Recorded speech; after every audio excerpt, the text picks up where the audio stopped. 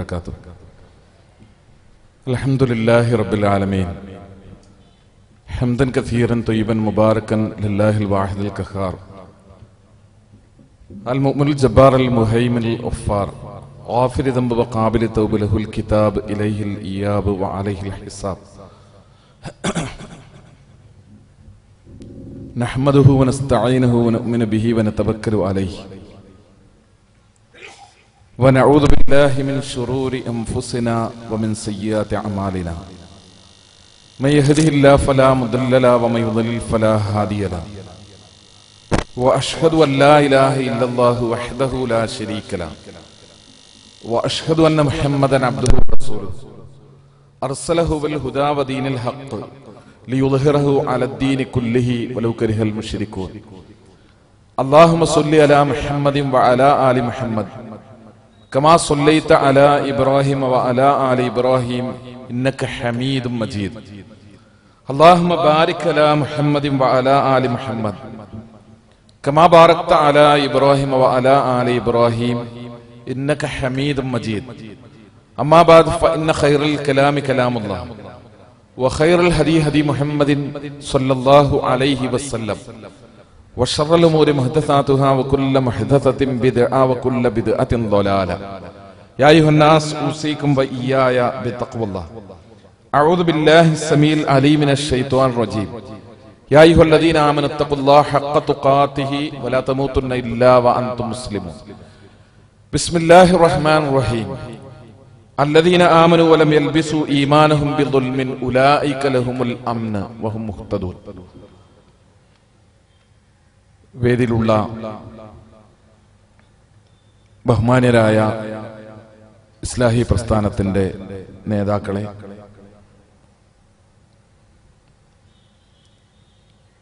ഈ സമ്മേളനത്തിൽ പങ്കെടുക്കുന്ന ആദരണീയരായ രക്ഷിതാക്കളെ, സഹോദരങ്ങളെ, സഹോദരിമാരെ, സഹപ്രവർത്തകരെ, നാട്ടുകാരെ, സർവശക്തനും കാരുണ്യവാനും ജഗന്നിയന്താവുമായ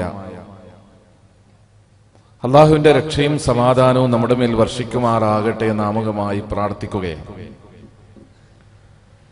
മുജാഹിദ് പ്രസ്ഥാനം കേരളത്തിൽ പ്രഖ്യാപിച്ചിട്ടുള്ള ഇസ്ലാം സമാധാനമാണ് എന്ന തലക്കെട്ടിലുള്ള ക്യാമ്പയിനിന്റെ എറണാകുളം ജില്ലാ പ്രചരണ ഉദ്ഘാടനമാണ് ഇവിടെ നിർവഹിക്കപ്പെടാൻ പോകുന്നത്.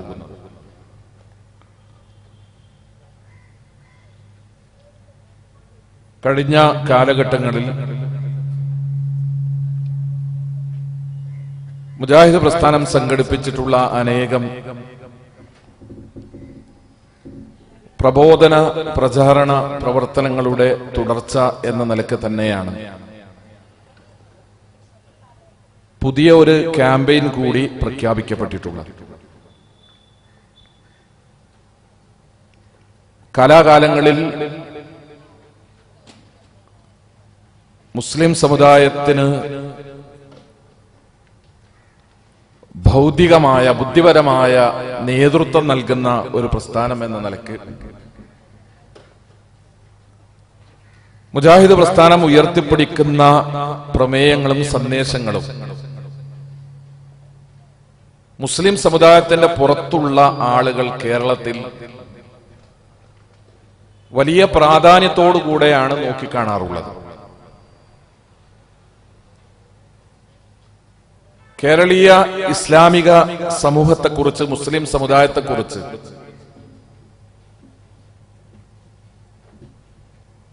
വളരെ കൃത്യമായ രീതിയിൽ നോക്കിക്കാണുകയും മുസ്ലിം സമുദായത്തിന്റെ ഉള്ളിൽ നടക്കുന്ന ചെറുതും വലുതുമായ ചലനങ്ങളെ വളരെ ഗൗരവത്തോടുകൂടെ വീക്ഷിക്കുകയും വിലയിരുത്തുകയും ചെയ്യുന്ന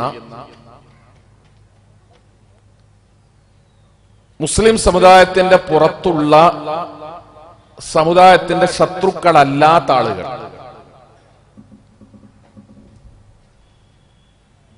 അവർ മുജാഹിദ് പ്രസ്ഥാനത്തിന്റെ ഓരോ നീക്കങ്ങളെയും വളരെ പ്രാധാന്യത്തോടുകൂടെ പരിഗണിക്കുകയും പിന്തുണക്കുകയും ചെയ്യുന്നവരാണ്. ഞാൻ ഇങ്ങനെ പറയുന്നത്,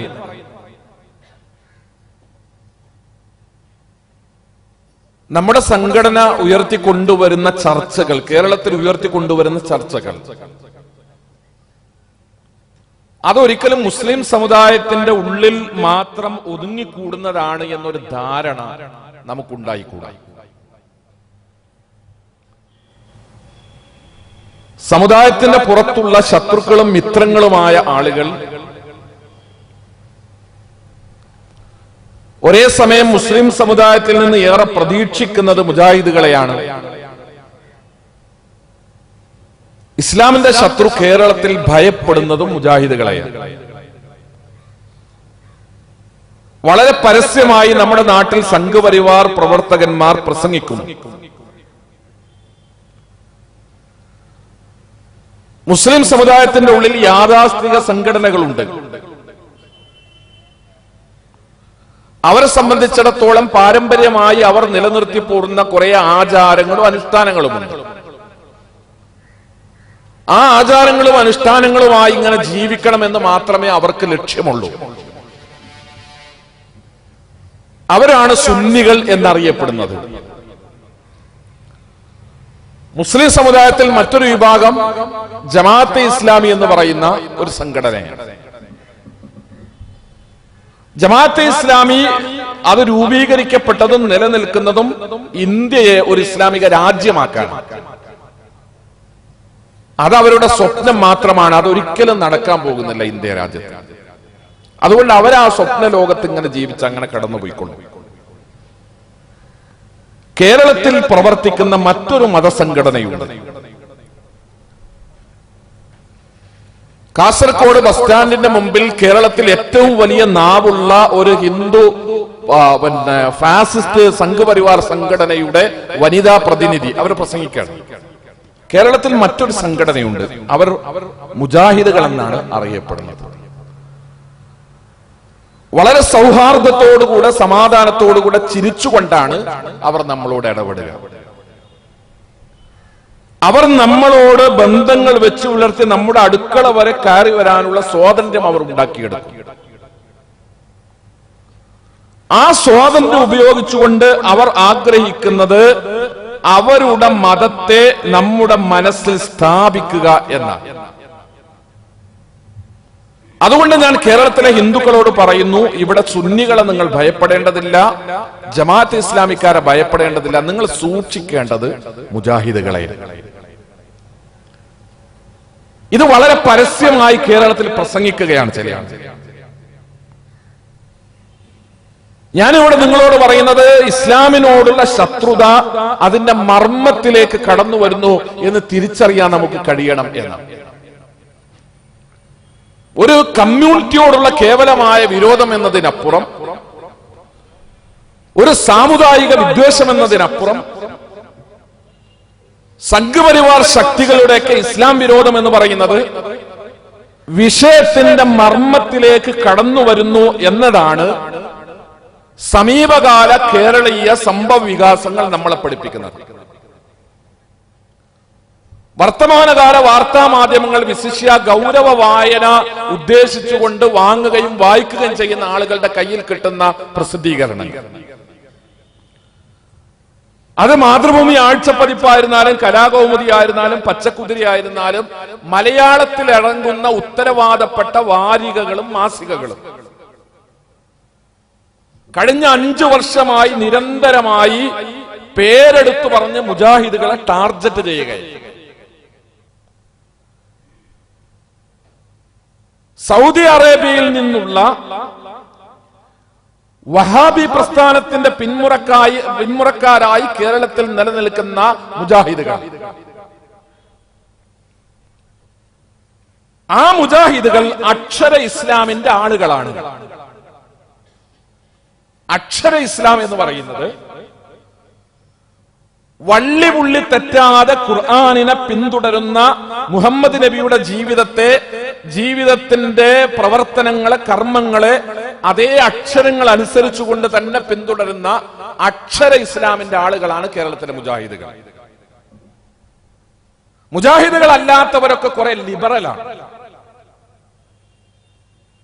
കേരളീയമായ സംസ്കാരങ്ങളോട്, കേരളീയ മലയാളിയുടെ പൊതുവായ സാംസ്കാരിക ധാരകളോട് കൂടിച്ചേരാനും ലയിക്കാനും ഒക്കെ സന്നദ്ധത കാണിക്കുന്ന ലിബറൽ സമൂഹമാണ് മുജാഹിദുകളല്ലാത്ത മുസ്ലിങ്ങൾ. അത് കേരളീയ പൊതുസമൂഹത്തിന്റെ ഒരു രീതിയായി എഴുത്തിനിരുത്തൽ വന്നാൽ ആ എഴുത്തിരുത്തുന്നതിന്റെ കൂടെ ആ മുസ്ലിങ്ങളിൽപ്പെട്ട ആളുകളൊക്കെ കൂടിയെന്ന് വരും. കേരളീയ പൊതുസമൂഹത്തിന്റെ കൾച്ചറിന്റെ ഭാഗമായി വരുന്ന പലതിനെയും സ്വീകരിക്കാൻ അവരൊക്കെ സന്നദ്ധരാണ്. പക്ഷേ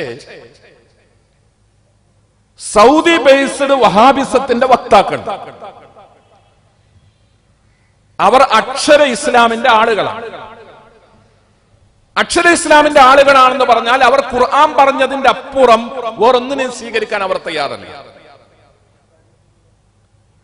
6-ാം നൂറ്റാണ്ടിൽ 7-ാം നൂറ്റാണ്ടിൽ മുഹമ്മദ് നബി പറഞ്ഞു എന്ന് പറയുന്ന കാര്യങ്ങൾ അതിന്റെ അപ്പുറം വേറൊന്നിനെയും ഉൾക്കൊള്ളാൻ അവർ തയ്യാറല്ല. പ്രാദേശികമായി ആദരിക്കപ്പെടുകയും ബഹുമാനിക്കപ്പെടുകയും ചെയ്യുന്ന നേതാക്കന്മാരും പുണ്യാത്മാക്കളുമുണ്ട്. അവരെ ഒന്നും പരിഗണിക്കാൻ ഈ മുജാഹിദുകൾ തയ്യാറല്ല. മുജാഹിദുകൾ അല്ലാത്ത മുസ്ലിങ്ങളെ സംബന്ധിച്ചിടത്തോളം അതാത് പ്രദേശങ്ങളിലെ പുണ്യാത്മാക്കളും പുണ്യപുരുഷന്മാരും അവരെ ആദരിക്കുന്നവരും ബഹുമാനിക്കുന്നവരുമാണ്. മുജാഹിദുകൾ അതിനെതിരെ നിൽക്കുന്നവരാണ്. മുജാഹിദുകൾ സൂഫികളോട് ശക്തമായ വിദ്വേഷം പുലർത്തുന്നവരാണ്. സൂഫികൾ എന്ന് പറയുന്നത് സ്വതന്ത്ര ഇസ്ലാമിന്റെ മുഖമാണ്. ഏത് രാജ്യത്താണ് ജീവിക്കുന്നതെങ്കിൽ ആ രാജ്യത്തിനനുസരിച്ച് ജീവിക്കാൻ സന്നദ്ധത കാണിക്കുന്ന, ഏത് കാലത്താണ് ജീവിക്കുന്നതെങ്കിൽ ആ കാലത്തിനനുസരിച്ച് ജീവിക്കാൻ തയ്യാറാവുന്ന, ഏതൊരു സാമൂഹിക പരിസ്ഥിതിയിലാണ് തങ്ങളുടെ വിശ്വാസങ്ങളും ആചാരങ്ങളും കൊണ്ടു നടക്കുന്നതെങ്കിൽ ആ സാമൂഹ്യ പരിസ്ഥിതിയിൽ നിന്ന് വന്നു ചേരുന്ന ആചാര അനുഷ്ഠാനങ്ങളെ കൂടി ലയിപ്പിച്ചുകൊണ്ട് തങ്ങളുടെ പ്രവർത്തനങ്ങളുമായി മുന്നോട്ട് പോകാൻ സന്നദ്ധത കാണിക്കുന്നവരാണ് സൂഫികൾ.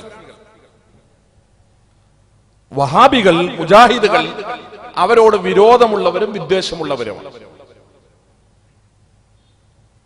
മുജാഹിദുകൾ എന്ന് പറയുന്നത് ശാഠ്യം പിടിക്കുന്നവരാണ്. മുജാഹിദുകൾ എന്ന് പറയുന്നത് കടുപ്പമുള്ളവരാണ്. മുജാഹിദുകൾ എന്ന് പറയുന്നത് തീവ്രത പുലർത്തുന്ന ആളുകളാണ്. ഒരു 5 കൊല്ലമായി കേരളത്തിലെ മുഖ്യധാര പ്രസിദ്ധീകരണങ്ങൾ നിങ്ങൾ മറിച്ചു നോക്കിയാൽ കേരള നദുവത്തുൽ മുജാഹിദീൻ, മുജാഹിദ് പ്രസ്ഥാനം, വഹാബികൾ എന്നൊക്കെ പേരെടുത്തു പറഞ്ഞുകൊണ്ട് തന്നെ നിരന്തരമായ എന്താണ് ഇസ്ലാമിന്റെ ശത്രുവിന് സുന്നികളോടുള്ള ജമാഅത്തുകാരനോടില്ലാത്ത വിരോധമോ വിദ്വേഷമോ മുജാഹിദ് പ്രസ്ഥാനത്തോട് ഉണ്ടാകുന്നതിന്റെ കാരണം എന്താണ്? മുസ്ലിം സമുദായത്തിൽ കേരളീയ പൊതുസമൂഹത്തോട് ഏറ്റവും ലിബറലായി ബന്ധപ്പെടാവുന്ന മേഖലകളിലെല്ലാം ബന്ധപ്പെട്ട് നിലനിന്നു പോന്നിട്ടുള്ള പ്രസ്ഥാനമാണ് മുജാഹിദ് പ്രസ്ഥാനം. കേരളീയ പൊതുസമൂഹത്തിലേക്ക് മുജാഹിദ് പ്രസ്ഥാനത്തിൽ നിന്ന് പ്രതിനിധികളെ മുസ്ലിം സമുദായത്തിൽ നിന്ന് പ്രതിനിധികളെ സംഭാവന ചെയ്തിട്ടുള്ള പ്രസ്ഥാനമാണ് മുജാഹിദ് പ്രസ്ഥാനം. ഇന്ത്യ എന്ന് പറയുന്ന വലിയ രാജ്യത്തിന്റെ മിക്ക പ്രദേശങ്ങളിലും ഹിന്ദു മുസ്ലിം കലാപങ്ങൾ ഉണ്ടായപ്പോ കലാപങ്ങളിലേക്ക് കടന്നു പോകരുത്, അത് കേരളീയ മുസ്ലിം സമുദായത്തിന് വലിയ നാശങ്ങളും നഷ്ടങ്ങളും ഉണ്ടാക്കുമെന്ന് നിരന്തരമായി പറഞ്ഞ് പഠിപ്പിച്ച് പ്രസംഗിച്ച് പഠിപ്പിച്ച പ്രസ്ഥാനമാണ് മുജാഹിദ് പ്രസ്ഥാനം. 921 കലാപമുണ്ടായപ്പോ ആലി മുസ്ലിയാരുടെ നേതൃത്വത്തിൽ കലാപത്തിന് കോപ്പ് കൂട്ടുമ്പോ കേരളത്തിന്റെ മലബാർ പ്രദേശങ്ങളിൽ കടന്നു ചെന്ന് മാപ്പിള കലാപത്തിന് കോപ്പുകൂട്ടുന്ന ആളുകളോട് ഇത് ആത്മഹത്യാപരമാണ് എന്നന്ന് സംസാരിച്ച ആളുകൾ ഡോക്ടർ എം ഗംഗാധരന്റെ വീട്ടിൽ പോയപ്പോൾ അദ്ദേഹം പറഞ്ഞു, അന്ന് മുഹമ്മദ് അബ്ദുറഹ്മാൻ തിരൂരങ്ങാടിയിൽ വന്നു. തിരൂരങ്ങാടിയിൽ വന്നിട്ട് ഇവിടുത്തെ പരിസരങ്ങളിലെ മുസ്ലിം നേതാക്കളെയൊക്കെ അദ്ദേഹം വിളിച്ചുകൂട്ടി. എന്നിട്ട് മുഹമ്മദ് അബ്ദുറഹ്മാൻ അവരോട് പറഞ്ഞു, ഇത് സൂയിസൈഡ് ചെയ്യല. അത്യാധുനിക ആയുധമുള്ള ബ്രിട്ടീഷ് പട്ടാളത്തോട് ഒരു കലാപത്തിന് നാം തയ്യാറാവുക എന്ന് പറയുന്നത് ആത്മഹത്യയാണ്. അതുകൊണ്ട് ഒരിക്കലും ഒരു കലാപത്തിലേക്ക് നീങ്ങരുത് എന്ന് അന്ന് കേരളത്തിലെ മുസ്ലിം സമുദായത്തോട് കരഞ്ഞു പറഞ്ഞ ആളാണ് മുഹമ്മദ് അബ്ദുറഹ്മാൻ. അബ്ദുറഹ്മാൻ സാഹിബ് മാത്രമല്ല, കേരളീയ സലഫി, കേരളീയ ഇസ്ലാഹി ചിന്താധാര ഒന്നടങ്കം അത് കലാപത്തിനെതിരായി. ഒരു കലാപം എന്ന് പോലും പറഞ്ഞുകൂടാത്ത ഒരു പൊട്ടിത്തെറി, നിയതമായ നിയമങ്ങളില്ലാത്ത, നിശ്ചിതമായ നേതൃത്വങ്ങളില്ലാത്ത, കേവലമായ വൈകാരികതയുടെ പേരിൽ മാത്രം വെറും കൈയോടുകൂടെ ഒത്തുകൂടിയ കുറെ ആളുകളുടെ പൊട്ടിത്തെറി. അന്ന് മുജാഹിദ് പ്രസ്ഥാനം അതിനെതിരായിരുന്നു. ഇന്ത്യയുടെ, കേരളത്തിന്റെ സമാധാനത്തെ തകർത്തു കളയുന്ന ഏത് പ്രവണതകൾക്കെതിരെയും എക്കാലത്തും ഒരു സംഘടനയായി രൂപീകരിക്കപ്പെടുന്നതിന് മുമ്പ് തന്നെ ശക്തമായ നിലപാട് സ്വീകരിച്ചുകൊണ്ട് മുമ്പോട്ട് പോയ പ്രസ്ഥാനമാണ് മുജാഹിദ് പ്രസ്ഥാനം. ഒരു സംഘടനയായി രൂപീകരിക്കപ്പെട്ടതിന് ശേഷമല്ല, ഒരു സംഘടനയായി രൂപീകരിക്കപ്പെടുന്നതിന് മുമ്പ് തന്നെ.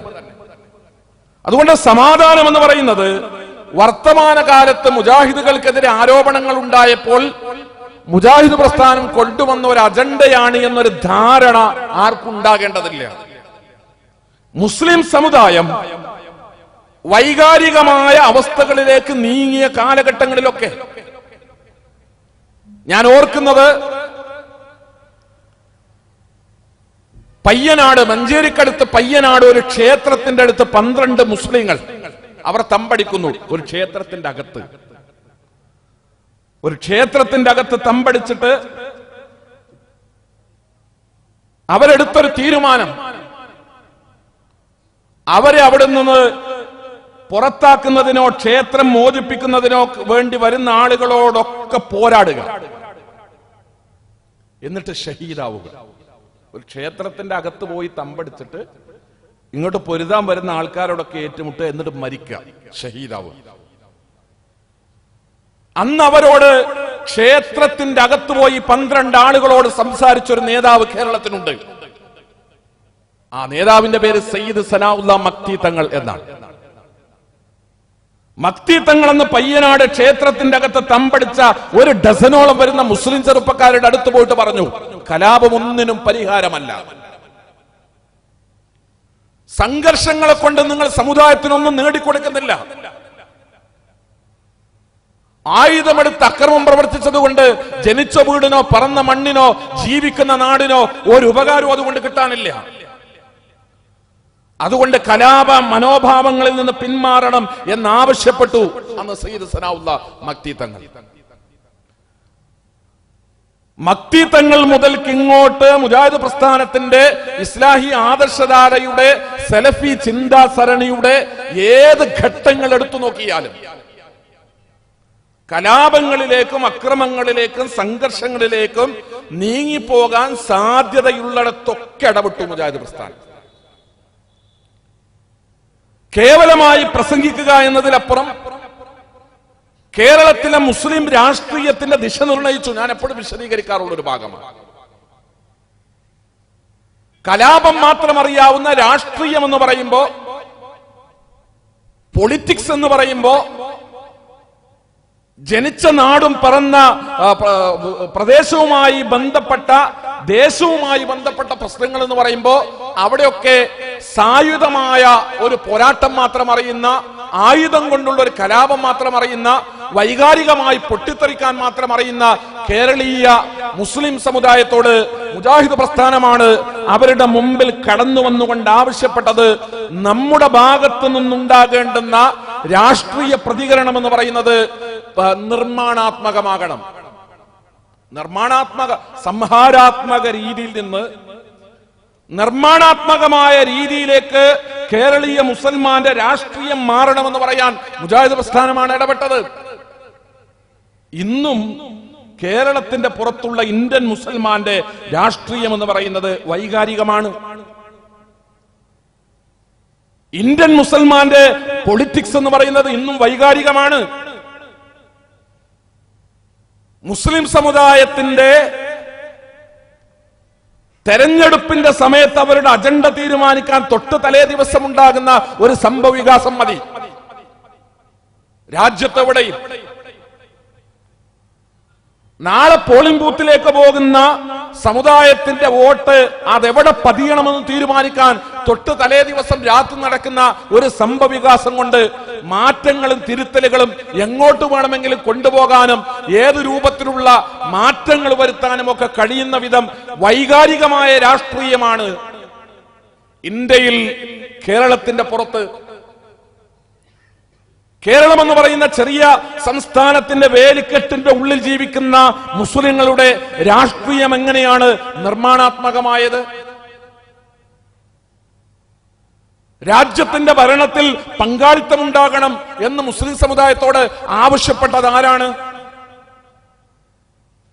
ഇന്ത്യ ഒരു ജനാധിപത്യ രാജ്യമാണെന്നും ജനാധിപത്യ രാജ്യത്ത് ജീവിക്കുന്ന മുസ്ലിങ്ങളെ സംബന്ധിച്ചിടത്തോളം ബാലറ്റ് എന്ന് പറയുന്നത് ശക്തമായ ആയുധമാണെന്നും ആ ആയുധം ഉപയോഗിച്ചുകൊണ്ട് രാജ്യത്തിന്റെ ഭരണസിരാ കേന്ദ്രങ്ങളിൽ സ്വാധീനമുണ്ടാക്കുക എന്നതാണ് ഈ രാജ്യത്ത് നിലനിൽക്കാനുള്ള ശക്തമായ മാർഗമെന്നും കേരളീയ മുസ്ലിം സമുദായത്തെ അത് സമുദായത്തിന്റെ ഒരു പൊതുബോധമാക്കി അതിനെ വളർത്തിക്കൊണ്ടുവന്നത് ആരാണ്?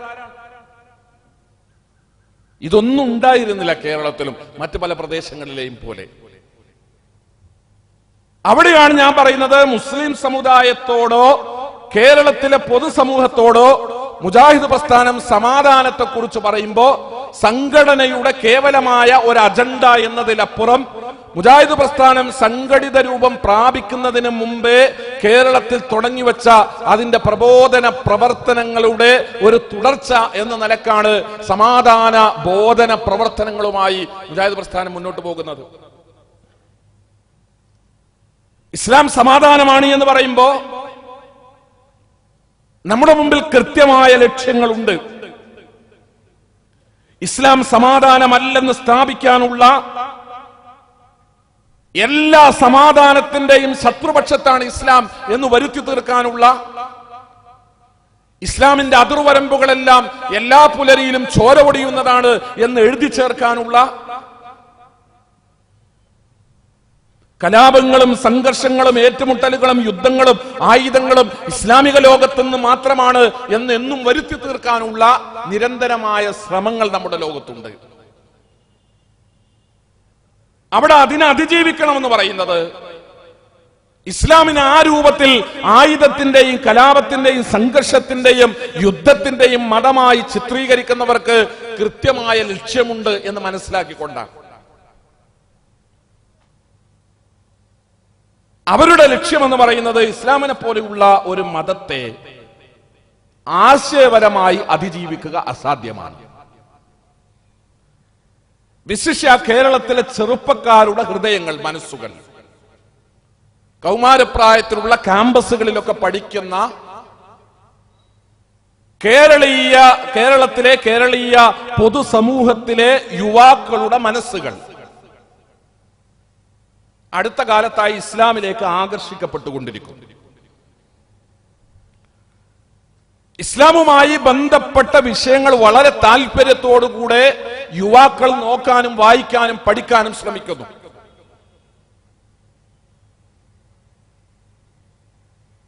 അങ്ങനെ പഠിക്കാൻ ശ്രമിക്കുന്ന ആളുകളിൽ വലിയൊരു ശതമാനം ആളുകൾ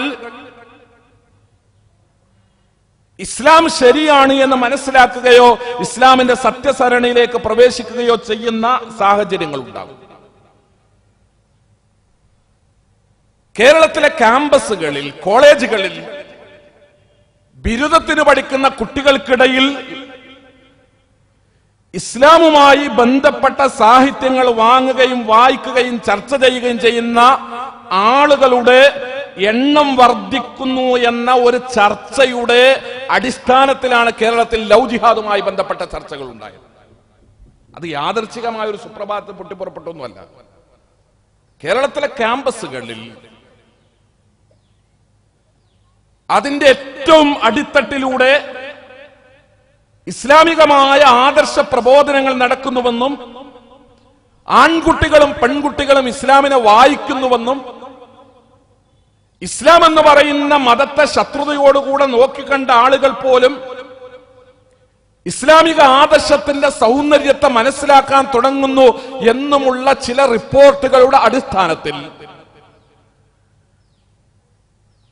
അതിനെങ്ങനെയാണ് നമുക്ക് അതിജീവിക്കാൻ സാധ്യമാവുക എന്ന സംഘപരിവാർ ബുദ്ധിയുടെ ചിന്തയിൽ നിന്ന് അടയിരുന്ന് വിരിഞ്ഞു പുറത്തു വന്ന കുഞ്ഞാണ് ലവ് ജിഹാദ് എന്ന് പറയുന്ന ഒരു ഭൂതമായി കേരളത്തിൽ കടന്നു വന്നത്. ആരെല്ലാം അതിനെ പിന്തുണക്കുന്നവരും അതിനെ പ്രചരിപ്പിക്കുന്നവരുമായി കേരളത്തിലുണ്ടായി. സ്ഥായിയായ ഇസ്ലാമിന്റെ സമാധാനത്തിന്റെ ഒരു മുഖം, ഞാൻ പറയുന്നത് അതെല്ലാം മലയാളിക്കും ബോധ്യപ്പെടുത്താനുള്ള ഒരു ഉത്തരവാദിത്തം മുജാഹിദ് പ്രസ്ഥാനം ഏറ്റെടുത്തിരിക്കുന്നു. ആരെന്ത് കുപ്രചരണവുമായി കേരളത്തിൽ കടന്നു വന്നാലും കേരളത്തിലെ ഹിന്ദുക്കൾ നാളെ പറയണം എന്ന് മുജാഹിദുകൾ ആഗ്രഹിക്കുന്നു, ഞങ്ങൾക്കറിയുന്ന ഇസ്ലാം നിങ്ങൾ ഈ പറയുന്നതല്ല. ഏതു രൂപത്തിലുള്ള ദുർവ്യാഖ്യാനങ്ങളുമായി ആര് കടന്നു വന്നാലും, ഏത് രൂപത്തിലുള്ള കപട അജണ്ടകളുമായി ആര് രംഗത്ത് വന്നാലും അവർക്കൊന്നും തെറ്റിദ്ധരിപ്പിക്കാൻ കഴിയാത്ത രൂപത്തിൽ കേരളത്തിലെ മുസ്ലിം സമുദായത്തിന്റെ ആദർശത്തെ, വിശ്വാസത്തെ തെറ്റിദ്ധരിപ്പിക്കാൻ കഴിയാത്ത രൂപത്തിൽ ഇസ്ലാമിക ആദർശം മലയാളിക്ക് പൂർണ്ണമായി അറിയുന്ന സാഹചര്യം കേരളത്തിൽ ഉണ്ടാകണം എന്ന് മുജാഹിദ് പ്രസ്ഥാനം ആഗ്രഹിക്കുന്നു. അതിന്റെ ഭാഗമായിട്ടാണ് ഈ തുറന്ന പ്രബോധന പ്രവർത്തനങ്ങളുമായി നാം മുന്നോട്ട് പോകുന്നത്. എല്ലാ മലയാളിയോടും സംസാരിക്കുകയാണ്. ജാതി നോക്കാതെ, മതം നോക്കാതെ, വർഗം നോക്കാതെ, വർണ്ണം നോക്കാതെ, കേരളത്തിന്റെ ഒരു തല മുതൽ മറ്റേ തല വരെ കേരളത്തിലെ മുഴുവൻ എല്ലാ ജാതി മത രാഷ്ട്രീയ കക്ഷി വിഭാഗ പ്രസ്ഥാനങ്ങളിൽപ്പെട്ടവരോടും മുജാഹിദുകൾ മതപരമായ കാര്യങ്ങൾ പങ്കുവെക്കുകയാണ്. ഇസ്ലാമിന്റെ എല്ലാ സാങ്കേതിക ശബ്ദങ്ങളും നാം പഠിപ്പിച്ചു കൊടുക്കുകയാണ്. എന്താണ് തൗഹീദ് കൊണ്ട് അർത്ഥമാക്കുന്നത്? എന്താണ് പരലോക, ഇസ്ലാമിന്റെ പരലോക സങ്കല്പം എന്താണ്? ഇസ്ലാമിന്റെ പ്രവാചകന്മാരാരാണ്? ഇത് കേരളത്തിലെ ഒരു സാധാരണ പൗരന് അറിയാവുന്ന വിധം വിവരവിനിമയങ്ങൾ നടക്കണമെന്നാണ്, വിജ്ഞാന വിശകലനങ്ങൾ നടക്കണമെന്നാണ് മുജാഹിദ് പ്രസ്ഥാനം ആഗ്രഹിക്കുന്നത്. സമൂഹത്തിലെ എല്ലാവരോടും തുറന്നിടപെട്ടുകൊണ്ട് സമൂഹത്തിലെ ഉന്നതരായ ആളുകളെ മുജാഹിദ് പ്രസ്ഥാനത്തിന്റെ സ്വന്തം വേദികളിലേക്ക് കൊണ്ടുവന്നിരുത്തി മതപരമായ കാര്യങ്ങൾ അവരോട് തുറന്ന് സംസാരിച്ച് അവർക്ക് പറയാനുള്ളത് അവരെ കൊണ്ട് പറയിപ്പിച്ചുകൊണ്ട് കേരളീയ സമൂഹത്തിലുള്ള ഒരു ഭൗതികമായ ബുദ്ധിപരമായ ഒരു ഇടപെടലാണ് ഈ ഒരു പ്രമേയത്തിലൂടെ മുജാഹിദ് പ്രസ്ഥാനം മുമ്പോട്ട് വെക്കുന്നത്. പലപ്പോഴും തങ്ങളുടെ സംഘടനകളുടെയും പ്രസ്ഥാനങ്ങളുടെയും കേവലമായ അജണ്ടകളുടെ ഉള്ളിൽ മാത്രം നിന്ന് ചിന്തിക്കുന്നവരാണ് മുസ്ലിം സമുദായത്തിലെ വലിയൊരു ശതമാനം സംഘടനകൾ. മുജാഹിദ് പ്രസ്ഥാനം മുസ്ലിം സമുദായത്തെ മുഴുവൻ നോക്കിക്കാണുകയാണ്. മുജാഹിദ് പ്രസ്ഥാനം മുസ്ലിം സമുദായത്തിന് മുഴുവനുമുള്ള അജണ്ടയുണ്ടാക്കുകയാണ്.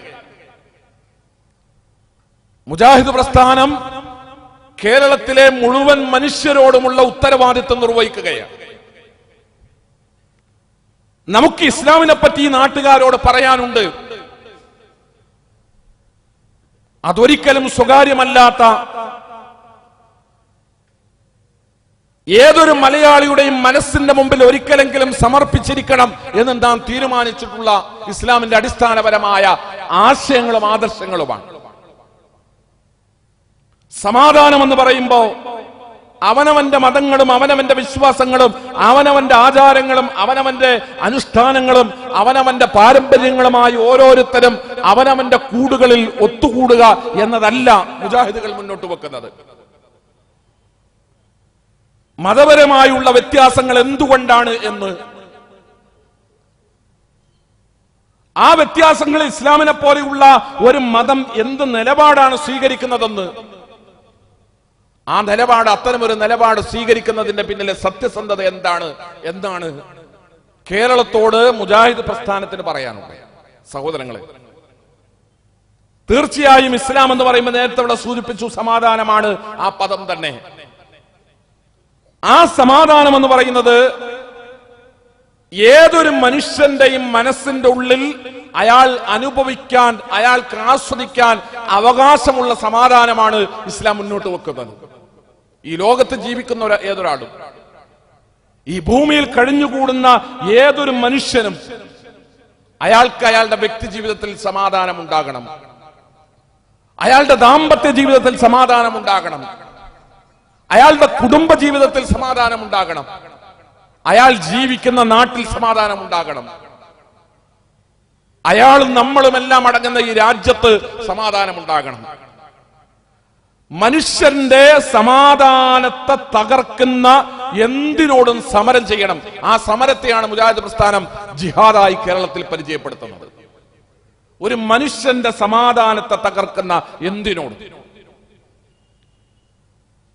മനുഷ്യന്റെ സമാധാനത്തെ തകർക്കുന്നത് ലഹരിയാണെങ്കിൽ ആ ലഹരിയോട് മുജാഹിദുകൾ സമരത്തിലാണ്.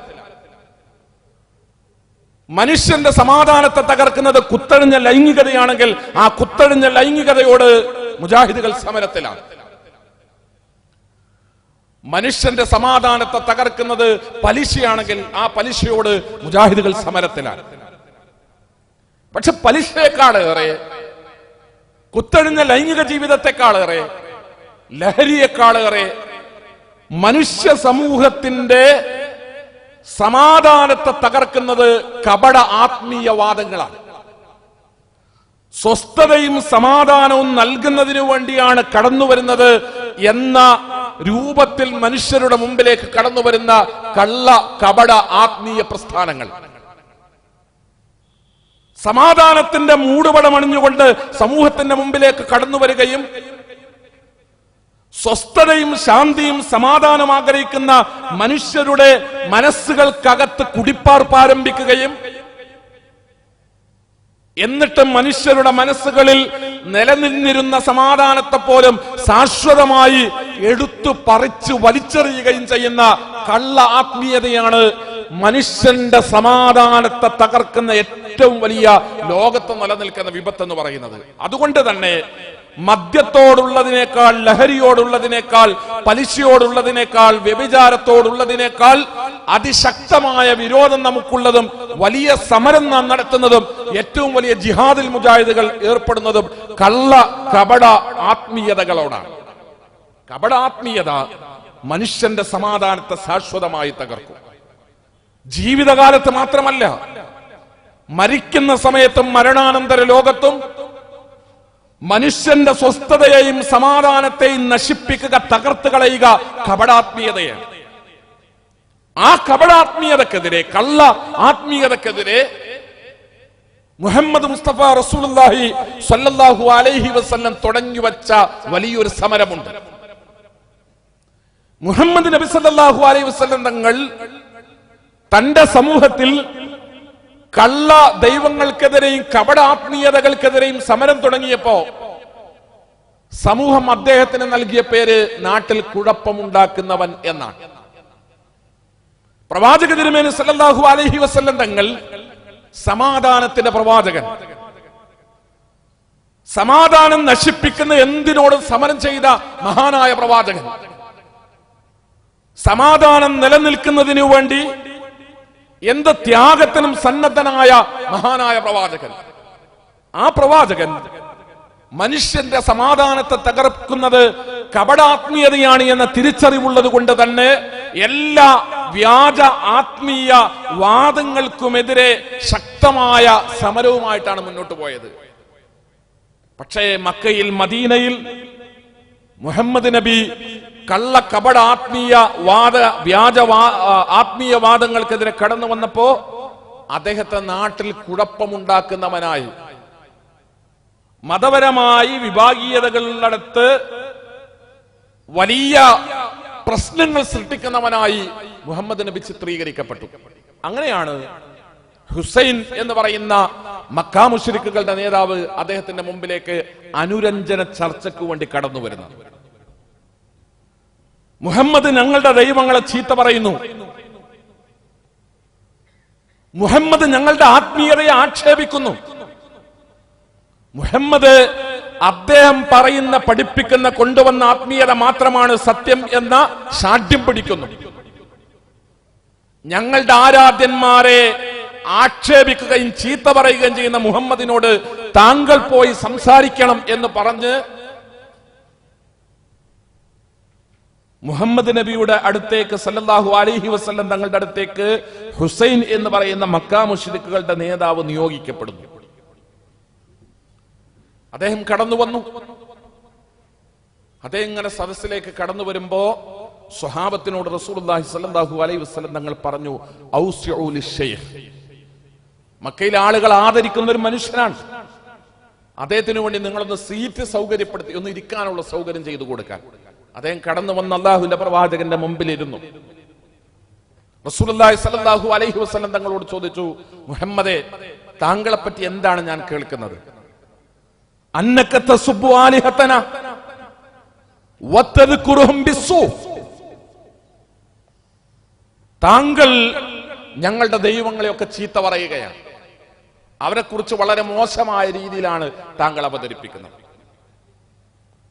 വ്യാജ കപട ആത്മീയതകൾക്കെതിരെ സംസാരിക്കുന്നവർക്കെല്ലാം എക്കാലഘട്ടങ്ങളിലും നേരിടേണ്ടി വന്നിട്ടുള്ള ആരോപണമാണിത്. ഞങ്ങളുടെ ദൈവങ്ങളെ ചീത്ത പറയുന്നു, ഞങ്ങളുടെ ദൈവങ്ങളെ ആക്ഷേപിക്കുകയാണ്, ഞങ്ങളുടെ ദൈവങ്ങളെ വിമർശിക്കുകയാണ്. മുഹമ്മദ് മുസ്തഫ റസൂലുള്ളാഹി സ്വല്ലല്ലാഹു അലൈഹി വസല്ലം തങ്ങളോട് ഹുസൈൻ എന്ന മക്കാ മുശ്രിക്കിന്റെ നേതാവ് ഈ ആരോപണം ഉന്നയിച്ചപ്പോ അല്ലാഹുവിന്റെ റസൂൽ അതിനൊന്നും പ്രതികരിച്ചില്ല. തിരിച്ചൊരു ചോദ്യം ചോദിച്ചു പ്രവാചക തിരുമേനി സല്ലല്ലാഹു അലൈഹി വസല്ലം. അല്ലാഹുവിന്റെ റസൂൽ ചോദിച്ചു, യാ ഹുസൈൻ കം തഅബുദു മിൻ ഇലാഹ്, കം തഅബുദു മിൻ ഇലാഹ്. കേരളത്തിലെ മുഴുവൻ ജാതിമത വിഭാഗങ്ങളിലും പെട്ടവരോട് മുജാഹിദ് പ്രസ്ഥാനത്തിന് ചോദിക്കാനുള്ളത് മുഹമ്മദ് നബി ഹുസൈനോട് ചോദിച്ച ചോദ്യമാണ്. കം തഅബുദു മിൻ ഇലാഹ്. ഹുസൈൻ, താങ്കൾ എത്ര ദൈവങ്ങളെയാണ് ഇപ്പോ ആരാധിച്ചുകൊണ്ടിരിക്കുന്നത്? അദ്ദേഹം അതിന് സത്യസന്ധമായ ഉത്തരം പറഞ്ഞു. ഹുസൈൻ മുഹമ്മദ് റസൂലുള്ളാഹി സ്വല്ലല്ലാഹു അലൈഹി വസല്ലം തങ്ങളോട് പറഞ്ഞു, സബ്അത്തുൻ ഫിൽ അർളി വവാഹിദുൻ ഫിസ് സമാ. ഭൂമിയിൽ 7 എണ്ണം, ആകാശത്തൊരുവൻ. താങ്കൾ എത്ര ദൈവങ്ങളെയാണ് ആരാധിക്കുന്നത്? മലയാളിയോട് ചോദിച്ച സബ്അത്തുൻ എന്നല്ല പറയാ, അൽഫുൻ ഫിൽ അർള്. 1000 ഇവിടെ. മലയാളിക്ക് മണ്ണിൽ ആരാധിക്കാൻ, വിണ്ണിലുള്ള ദൈവത്തെ കൂടാതെ മലയാളിക്ക് മണ്ണിൽ ആരാധിക്കാൻ 1000കണക്കിന് ദൈവങ്ങളുണ്ട്. കല്ലും പാമ്പും ചേമ്പും അതെല്ലാം ദൈവമാണ്. ദൈവത്തിന്റെ പ്രതീകം, ചിഹ്നം, അടയാളം, പ്രതിപുരുഷൻ എന്നെല്ലാം വിചാരിക്കുന്ന വിശ്വസിക്കുന്ന മലയാളികളുടെ 33 കോടി ദൈവങ്ങളെ കണ്ടു കരുതി ആരാധിച്ച് വിചാരിച്ച് ധ്യാനിച്ച് പ്രാർത്ഥിച്ചു പോരുന്ന മലയാളിയുടെ മുമ്പിൽ കം തഅബുദു മിൻ ഇലാഹ്. മലയാള ലോകമേ, മലയാളികളെ, ഒരൽപ്പം മൂളയുള്ള, താരതമ്യേന ഒരൽപ്പം ബുദ്ധിയുള്ള, ഇന്ത്യയിൽ മറ്റ് സംസ്ഥാനങ്ങളിൽ നിന്ന് വ്യത്യസ്തമായി ഒരൽപ്പം വിവരവും വിദ്യാഭ്യാസവുമുള്ള മലയാളി സമൂഹമേ, കം തഅബുദു മിൻ ഇലാഹ്. നീ എത്ര ദൈവത്തെയാണ് ആരാധിക്കുന്നത്? 1ഉം 2ഉമാണോ? 10ഉം 100ഉമാണോ? 1000കണക്കിന് ദൈവങ്ങളുടെ നാട്ടിലാണ് ഞാനും നിങ്ങളും. ഹുസൈനോട് മുഹമ്മദ് നബി സല്ലല്ലാഹു അലൈഹി വസല്ലം തങ്ങൾ രണ്ടാമത്തെ ചോദ്യം ചോദിച്ചു. ഇദാ അസ്വാബക ദുർറൻ ഫമൻ തദ്ഉ. ഹുസൈൻ, താങ്കൾക്ക് വല്ല ദുരിതവും ബാധിച്ചാൽ അപ്പൊ താങ്കൾ ആരോടാണ് പ്രാർത്ഥിക്കുക? അപ്പൊ ആരെയാണ് വിളിക്കുക? ഹുസൈൻ പറഞ്ഞു, മൻ ഫിസ് സമാ, ഉപരിലോകത്തുള്ളവനോടാണ് ഞാൻ പറയുക. മുഹമ്മദ് നബി മൂന്നാമത്തെ ചോദ്യം ചോദിച്ചു. ഇദാ അഹ്ലക മാലുക ഫമൻ തദ്ഉ. വല്ല സാമ്പത്തിക പ്രതിസന്ധിയും വന്നാൽ, സ്വത്ത് നശിക്കുകയോ നഷ്ടപ്പെടുകയോ ചെയ്താൽ അപ്പൊ ആരെയാണ് താങ്കൾ വിളിച്ചു പ്രാർത്ഥിക്കുക? ഹുസൈൻ പറഞ്ഞു, മൻ ഫിസ് സമാ, ആകാശത്തുള്ളവനെ. പ്രവാചക തിരുമേനി സല്ലല്ലാഹു അലൈഹി വസല്ലം തങ്ങൾ 3 ചോദ്യം കഴിഞ്ഞിട്ട് അതിനുത്തരം നൽകിയ ഹുസൈനോട് പറഞ്ഞു, ഹുസൈൻ, മക്കാ മുശ്രിക്കുകളുടെ കൂട്ടത്തിൽ ഒരൽപ്പം ബുദ്ധിയുള്ള ആളല്ലേ താങ്കൾ? മനുഷ്യരെ കൊണ്ട് കഴിയാത്ത പ്രതിസന്ധികൾ വരുമ്പോ അതിനൊക്കെ പരിഹാരം തേടി വിളിക്കാൻ ഉപരിയുള്ളവൻ, ആകാശലോകത്തുള്ളവൻ, സർവശക്തൻ. ജീവിതത്തിൽ എന്തെങ്കിലുമൊക്കെ അനുഗ്രഹങ്ങൾ ഉണ്ടാകുമ്പോ, സന്തോഷങ്ങൾ ഉണ്ടാകുമ്പോ, സൗകര്യങ്ങൾ ഉണ്ടാകുമ്പോ അതിനൊക്കെ നന്ദി പ്രകടിപ്പിക്കാൻ ഭൂമിയിലുള്ള വേറെ കുറെ ദൈവങ്ങളുമോ താങ്കൾ ചിന്തിക്കുന്നില്ലേ? താങ്കൾക്കെങ്കിലും ആലോചിക്കാൻ കഴിയില്ലേ? ഇതിന്റെ ശരിയും തെറ്റും മനസ്സിലാക്കാൻ താങ്കൾക്ക് കഴിയില്ലേ? ദൈവം എന്ന് പറഞ്ഞാൽ ആ അനുഗ്രഹങ്ങൾ നൽകാനും പ്രതിസന്ധികൾ തീർക്കാനും കഴിയുന്ന ഉപരിലോകത്തുള്ളവനെ മാത്രമല്ലേ ദൈവം എന്ന് പറയാവൂ. മുഹമ്മദ് റസൂലുള്ളാഹി സ്വല്ലല്ലാഹു അലൈഹി വസല്ലം തങ്ങൾ അദ്ദേഹത്തോട് സംസാരിച്ചു. ഹുസൈൻ ആ സദസ്സിൽ വെച്ച് ഷഹാദത്ത് ചൊല്ലി. അദ്ദേഹം പറഞ്ഞു, അഷ്ഹദു അല്ലാ ഇലാഹ ഇല്ലല്ലാഹ് വ അഷ്ഹദു അന്നക റസൂലല്ലാഹ്. സഹോദരങ്ങളെ, ഏതൊരു മനുഷ്യന്റെയും മുമ്പിൽ ദൈവവിശ്വാസവുമായി ബന്ധപ്പെട്ട് ശാന്തമായി മൗലികമായ ചില ചോദ്യങ്ങൾ ചോദിക്കപ്പെട്ടാൽ അവന്റെ നാവ് കൊണ്ട്, അവന്റെ ചുണ്ടുകൊണ്ട്, അവന്റെ കൽബ് കൊണ്ട്, അവന്റെ മനസ്സുകൊണ്ട് അവൻ പ്രഖ്യാപിച്ചു പോകും, അഷ്ഹദു അല്ലാ ഇലാഹ ഇല്ലല്ലാഹ്. സർവശക്തൻ, പ്രപഞ്ചത്തിന്റെ രക്ഷിതാവ്, സാക്ഷാൽ ദൈവം തമ്പുരാനല്ലാതെ ആരാധ്യനായി ലോകത്ത് മറ്റാരുമില്ല എന്ന് ഞാൻ പ്രഖ്യാപിക്കുന്നു. പക്ഷേ സമാധാനത്തോടുകൂടെ ഈ ചോദ്യം ചോദിക്കാനുള്ള അവസരങ്ങൾ ഉണ്ടാവരുത്. സമാധാനത്തോടുകൂടെ ഈ ചോദ്യം ചോദിക്കുകയും മനുഷ്യർ ചിന്തിക്കുകയും ചെയ്താൽ അവിടെയാണ് ആളുകൾക്ക് മാറ്റമുണ്ടാവുക. അതുകൊണ്ട് ചോദ്യം ചോദിക്കാനുള്ള അവസരങ്ങൾ തന്നെ ഉണ്ടാകരുത്. ചോദ്യം ചോദിക്കുന്നവന്റെ മുമ്പിലേക്ക് എത്താനുള്ള അവസരങ്ങൾ പോലും ഉണ്ടാകരുത്. ചോദ്യം ചോദിക്കുന്നവരും ചോദിക്കപ്പെടുന്നവരും തമ്മിൽ കണ്ടുമുട്ടുക പോലും ചെയ്യരുത്. ചോദ്യം ചോദിക്കുന്നവനോട് ചോദ്യം ചോദിക്കപ്പെടുന്നവന് വെറുപ്പുണ്ടാകണം. ചോദ്യം ചോദിക്കുന്നവനോട് ചോദ്യം ചോദിക്കപ്പെടുന്നവന് അറപ്പുണ്ടാകണം. ചോദ്യം ചോദിക്കുന്നവനോട് ചോദിക്കപ്പെടുന്നവന് അകൽച്ചയുണ്ടാകണം. അങ്ങനെ അകൽച്ചയുണ്ടായില്ലെങ്കിൽ ചോദ്യങ്ങൾ ചോദിക്കപ്പെടും. ചോദിക്കപ്പെടുന്ന ചോദ്യങ്ങൾക്ക് ഉത്തരം പറയും. ആ ഉത്തരങ്ങളിലുള്ള അബദ്ധങ്ങൾ അവർക്ക് ബോധ്യപ്പെടും. ആ അബദ്ധങ്ങളുടെ മുമ്പിൽ വെച്ച് അവർ പ്രഖ്യാപിച്ചു പോകും, അഷ്ഹദു അല്ലാ ഇലാഹ ഇല്ലല്ലാഹ് വ അഷ്ഹദു അന്നക റസൂലുള്ളാഹ്. അങ്ങനെയാണ് ഹുസൈൻ പറഞ്ഞത്, വ അഷ്ഹദു അന്നക റസൂലുള്ളാഹ്. ഹുസൈൻ ഇത് പ്രഖ്യാപിക്കുമ്പോ അല്ലാഹുവിന്റെ റസൂലിന്റെ സദസ്സിൽ അദ്ദേഹത്തിന്റെ മകനുണ്ട്. ഹുസൈൻ മുസ്ലിം ആകുന്നതിന് മുമ്പേ ഇസ്ലാം സ്വീകരിച്ച ഇമ്രാൻ ഇബ്നു ഹുസൈൻ റളിയല്ലാഹു അൻഹു, അദ്ദേഹത്തിന്റെ സാന്നിധ്യത്തിൽ വെച്ചാണ് അദ്ദേഹത്തിന്റെ പിതാവ് അള്ളാഹുവിന്റെ റസൂലിനോട് ചോദ്യം ചോദിക്കുന്നതും അള്ളാഹുവിന്റെ റസൂൽ മറുചോദ്യം ചോദിക്കുന്നതും അള്ളാഹുവിന്റെ റസൂലിന്റെ ചോദ്യത്തിന്റെ മുമ്പിൽ ആളുകൾ അയാൾ ചിന്തിക്കുന്നതും ആ ചിന്തയുടെ അവസാനം അദ്ദേഹത്തിന്റെ ശക്തമായ പ്രഖ്യാപനം ഉണ്ടാകുന്നു. ഇമ്രാൻ ഇബ്നു ഹുസൈൻ ഇരിക്കുന്ന സീറ്റിൽ നിന്ന് എഴുന്നേറ്റ് വന്നു, കരഞ്ഞു. അദ്ദേഹം ആ സദസ്സിന്റെ മുമ്പിൽ നിന്ന് തന്റെ പിതാവിനെ ജീവിതത്തിൽ അന്നേ വരെ ഒരിക്കലും കണ്ടിട്ടില്ലാത്ത ആവേശത്തോടെ, അഭിനിവേശത്തോടെ നെഞ്ചിനോട് ചേർത്ത് കെട്ടിപ്പിടിച്ചിട്ട് തുരുതുരാ ഉമ്മ വെച്ച് ചരിത്രത്തിൽ നമുക്ക് വായിക്കാം. ഇമ്രാൻ ഇബ്നു ഹുസൈൻ റളിയല്ലാഹു തന്റെ ഉപ്പയുടെ തലയിലും നെറ്റിത്തടത്തിലും കൈത്തണ്ടയിലും കാൽപാദങ്ങളിലും മാറി മാറി തുരുതുര കരഞ്ഞുകൊണ്ട് ഉമ്മ വെച്ചു വന്ന്. കാരണം അദ്ദേഹത്തിന്റെ കൺമുമ്പിൽ വെച്ചാണ് അദ്ദേഹം തന്റെ ഉപ്പ, തന്റെ പിതാവ് ഷഹാദത്ത് ചൊല്ലിയത്. സഹോദരങ്ങളെ, ഇവിടെ ഒരു മനുഷ്യൻ ചിന്തിക്കുന്ന അവസ്ഥയുണ്ടായാൽ അതിന്റെ രണ്ടാമത്തെ ഘട്ടം എന്ന് പറയുന്നത് ഷഹാദത്താണ്. ചിന്തയെ, മനുഷ്യന്റെ ചിന്തയെ തടയാനുള്ള ഏറ്റവും നല്ല മാർഗം കലാപകലുഷിതമായ അന്തരീക്ഷം ഉണ്ടാക്കുക എന്നാണ്. ഹുദൈബിയ സന്ധി ഉണ്ടായി. ഹുദൈബിയ സന്ധി ഉണ്ടായപ്പോ ഉമർ ഇബ്നു ഖത്താബ് റളിയല്ലാഹുവിനെ പോലെയുള്ള ആളുകൾ അതിനെ പരസ്യമായി എതിർത്തു. സന്ധി വ്യവസ്ഥ ഉൾക്കൊള്ളാൻ കഴിഞ്ഞില്ല.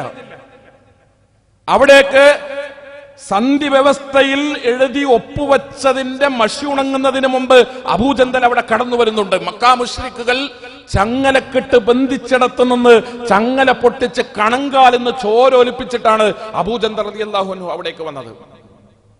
അബൂജന്തൽ റളിയല്ലാഹു അൻഹു അവിടേക്ക് കടന്നു വന്നപ്പോ മുസ്ലിങ്ങളുടെ ഒരു പൊതുവികാരം, ഹുദൈബിയ സന്ധി എഴുതി ഒപ്പുവെച്ചിട്ടുണ്ട്, പക്ഷെ സെക്കൻഡുകളായിട്ടേ ഉള്ളൂ.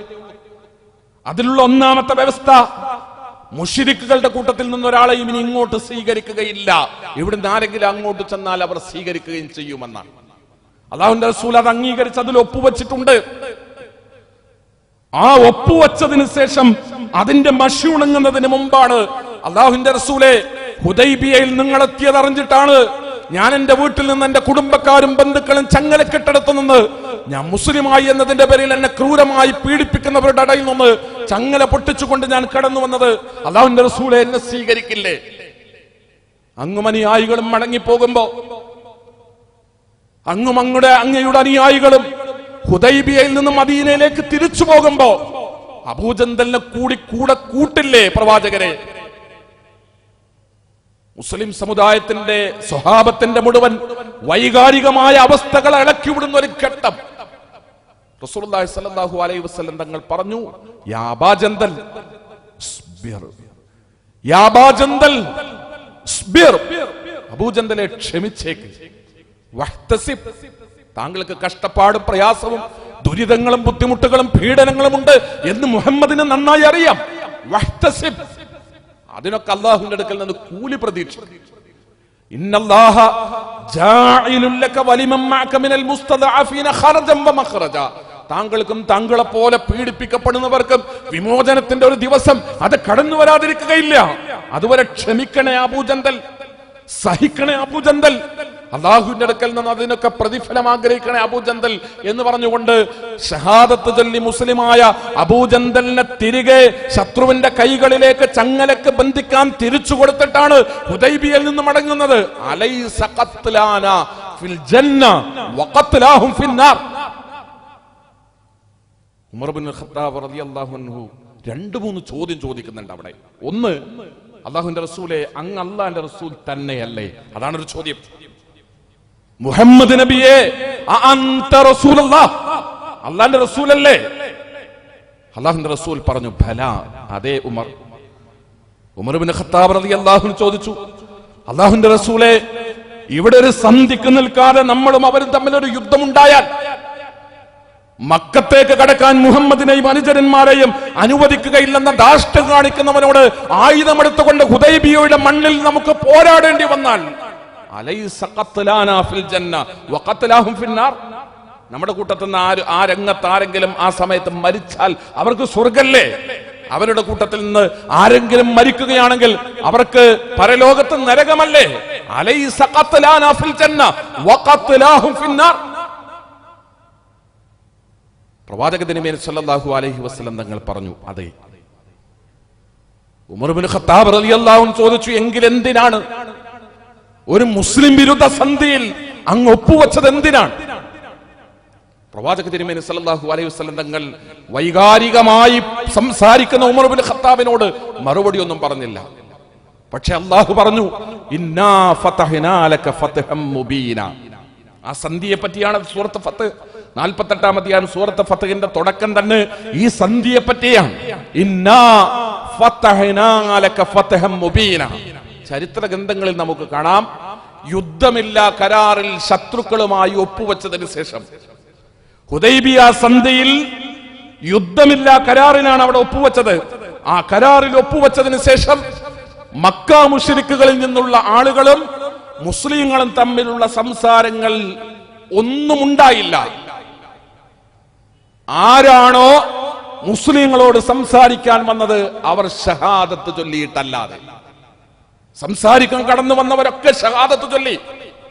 ഹുദൈബിയ സന്ധി വരെയുള്ള ഒരു കാലം എന്ന് പറയുന്നത് നിങ്ങൾ ആലോചിച്ചു നോക്ക്, ബദറും ഉഹുദും ഒക്കെ അടക്കമുള്ള നിരന്തരമായ യുദ്ധങ്ങളുടെ, പോരാട്ടങ്ങളുടെ, സമരങ്ങളുടെ, സായുധമായ മുന്നേറ്റങ്ങളുടെ കാലങ്ങളാണ്. ആർക്കും അവിടെ ചർച്ചയ്ക്ക് സമയമുണ്ടായില്ല, ചിന്തിക്കാൻ സമയമുണ്ടായില്ല. അവിടെയാണ് ഹുദൈബിയ സന്ധി ഉണ്ടായത്. ഹുദൈബിയ സന്ധി നടക്കുന്ന കാലം വരെ ഷഹാദത്ത് ചൊല്ലിയതിന്റെ ഇരട്ടിക്കിരട്ടി ആളുകൾ മക്കം ഫത്തഹിന്റെ ഹുദൈബിയ സന്ധി മുതൽ മക്കം ഫത്ത് വരെ, അല്ലാഹുവിന്റെ റസൂൽ നിയോഗിതനായത് മുതൽ ഹുദൈബിയ സന്ധി വരെ, ഈ 2 കാലത്തെ എടുത്താൽ ഹുദൈബിയ സന്ധി മുതൽ മക്കം ഫത്ത് വരെയുള്ള കാലഘട്ടങ്ങളിലാണ് ഏറ്റവും അധികം ആളുകൾ ഇസ്ലാമിലേക്ക് കടന്നു വന്നത്.